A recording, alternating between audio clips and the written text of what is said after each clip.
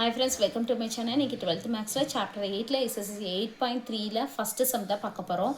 Evaluate limit x, y 1, 2 g of x, y if the limit exit where g of x, y is equal to 3x squared minus xy by x squared plus y squared plus 3 அப்படின்னு சொல்லி கொடுத்துருக்காங்க. இந்த limit இருக்குல்ல, இது எழுதிக்கும்.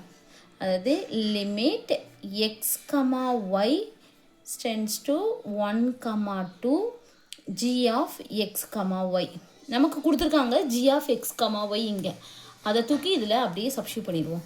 First இந்த லிமிட்டை எழுதிக்குவோம். அப்போ limit x, y என்ன கொடுத்துருக்காங்கன்னா எவால்வேட் பண்ண சொல்லியிருக்காங்க, இதை கால்குலேட் பண்ண சொல்லியிருக்காங்க. சரிங்களா, இந்த லிமிட்டை அப்படியே எழுதிக்குவோம். இந்த g of x, yக்கு பதிலாக இங்கே கொடுத்துருக்காங்களே இதை சப்ஸ்டியூட் பண்ணணும். சரிங்களா, tends to 1, 2 இங்கே 3x squared minus xy by x squared plus y squared plus 3 xக்கு பதிலாக 1 yக்கு பதிலாக 2 சப்ஸ்டியூட் பண்ணணும் இங்கே.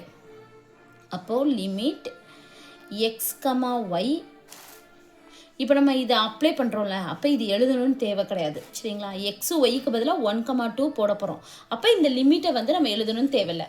இப்போ நம்ம எழுதணும்னா 3 into 1 squared minus 1 into 2, ஏன்னா x வந்து 1 y வந்து 2, x ஸ்கொயர்னா 1 ஸ்கொயர்னா 1, 2 ஸ்கொயர்னா என்னது 4 ப்ளஸ் 3.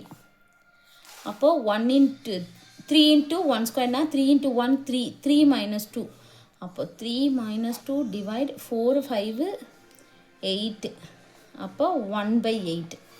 அப்போ இதோட வேல்யூ, இதுக்கு வேல்யூ நம்ம கண்டுபிடிச்சிட்டோம், என்னது 1/8.